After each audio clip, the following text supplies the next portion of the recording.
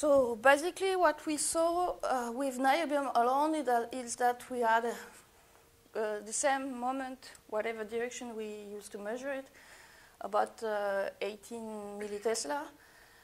And we also, okay, it's quite low, but it's usual with magnetron sputtered layers. Usually, when compared to the bulk, the magnetron sputtered layers have a very low HC1 and a very high HC2, so it's not surprising.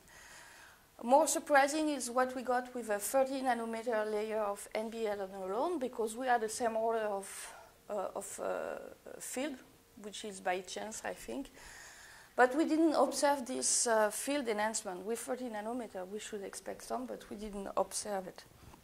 I don't know yet why, but probably there is an explanation. But when it comes to the single layer, then we have a very different behavior.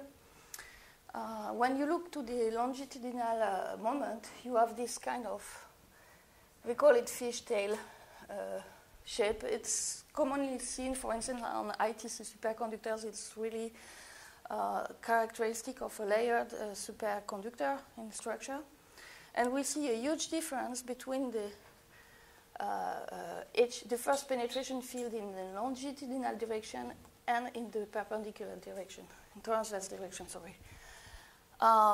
So if I dream a little bit, we were told we could dream at the beginning, so if I dream a little bit and imagine I can have a layer that has such and such properties inside the cavity, the enhancement of the first penetration field is more than, or it's about 78 millitesla more than niobium, so it would be something like nearly 20 gigavolts per meter more with only one single layer.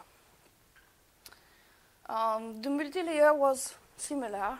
We also had some enhancement, not so good, so high as the first one, and we have some structure like this that has also been observed in overlayered superconductors.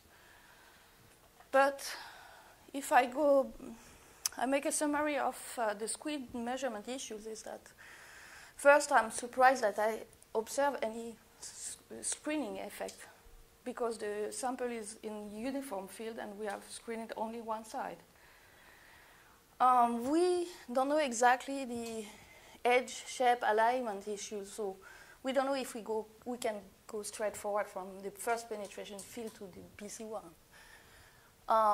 We have a perpendicular remnant moment due to the perpendicular field, and so we don't know exactly what is the local field inside the sample. Okay, DC instead of RF, I think it's not a problem yet, but I would like to get rid of the edge effects, and for this I need a local measurement, and that's the main part of the talk now, is that we find out an experiment that could get rid of the edge effects. That's a local probe. Initially it was developed to measure GCA or penetration depth close to the irreversibility field, but it can be applied to measure HC1.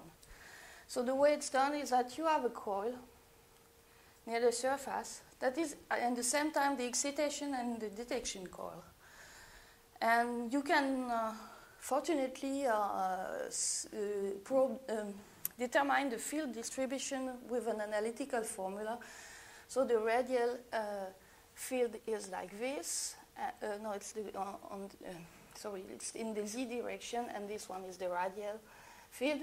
And so you can see that once the radius of your sample is more or less 4 times the radius of the coil, the field is totally damped, and you can consider your sample like an infinite plane.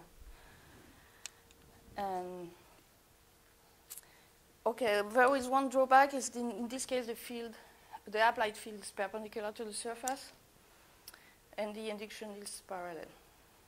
So the way you do it is that you send a low frequency signal in the coil, some intensity, which is like applying a field, and you make a temperature ramp from low temperature to high temperature. And as long as you are in the Meissner state, you are a perfect magnetic mirror with your sample, so you have a linear behavior of the coil. But once vortices start to enter the material, so once you cross BC1, you start to see some anharmonic behavior, and you see a third harmonic signal appearing in addition to your main fundamental mode. So the way you do it is you do it for various B, and then each time at each B you can determine the BC1 for that field, the temperature for that field. And then you can reconstruct from those dots this curve. And you don't have to care about the vortice penetration or what, because you just stopped when they start and you have your curve. So when we do that with the reference sample, here is what we got. So it's the very beginning of the HC1 curve. And with the single layer, as long as the underneath layer, the niobium underleaf, is not superconducting, we have a behavior that is very similar to NBN alone. I didn't show it here, but you can trust me. It's really like NBN alone. And as soon as the substrate gets superconducting, we have a big change in the behavior, and it goes up like this. And then we have a BC1 of the single layer, the global BC1 I measure locally, much higher than the niobium itself. If I still go on dreaming, because it's not very legal to do that, and I put my SQUID results there, of course I should not do that because they were not done in the same condition, but it's somewhere there. So I really need to extend this measurement at a lower temperature and higher field, which cannot be done in Napoli because this apparatus was dedicated to something else. So we decided to develop an apparatus in Saclay. I'll come back to that afterwards. I think there is one thing more in those measurements that is very funny, is that if you look carefully in this area, before these huge signals start to overlap it, you can see the transition of the niobium. And it's the niobium you measured through the NBN layer. And from all this set of small curves, and we have a good sensitivity so we can do it, you can reconstruct the niobium BC1 curve through the NBN layer. And you'll see that it's systematically above the reference sample, which is easy to understand because the field that the niobium feels is attenuated by crossing through the NBN layer. So we have a direct measurement of the screening effect of the NBN layer. And it's quite surprising because we are with perpendicular field and it works. So it means that it's a very, very good news for cavities where we never get a very flat surface. We always have some roughness. So it means that even if we have a small perpendicular field, it should be damped or screened by such layers. So I was referring to a facility that can measure the left part of the curve. So at Saclay, we made a small apparatus that is really based on the Napoli ID, except it's under vacuum to prevent thermal contact between the sample and the coil. Maybe I should put this. So basically, you have the sample that sits there.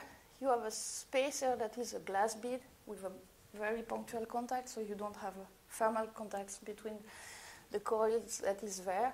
And the distance between the coil and the sample is less than 60 micron.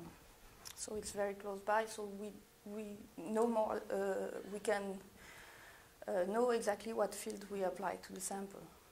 And we have all the usual things to have a thermal stabilization and measurement, thermalization of the thread, and so on. So up to now, we had some issue with the coil. We started with a coil with a 32 micron thread, very thin. And we discovered that the current density in it was not so high as we had foreseen. So up to now, we're stuck with 30 millitesla, which is still higher than in Napoli, but very soon we'll try other coils. There are still 5 millimeters in very larger dimensions, so we hope to reach 100 to 200 millitesla very soon. And of course, after that, we hope to deposit RF cavities, but until now, I don't have a nice deposition setup for huge cavity, for elliptical cavity, so I plan to try to work with Guillaume, who showed his cavity, with the removable sample top, which is very flat. We also plan to work with the Laboratoire Kessler-Brussels in Paris, because their optical resonator happens to be a 50 gigahertz cavity of copper covered with niobium. And I hope somebody in this assistance could make me some cavity in the future. I mean, elliptical cavity. So here is my conclusion. Obviously, when you don't have edge effects, if you can get rid of them, this magnetic screening of NBN is really effective, even in perpendicular field. This result is very encouraging regarding the cavity situation. And local magnetometry seems to be a very convenient tool for sample characterization. And I hope that everybody will be willing to send me some samples so that we can compare different preparation ways and judge them. Okay, I'm done.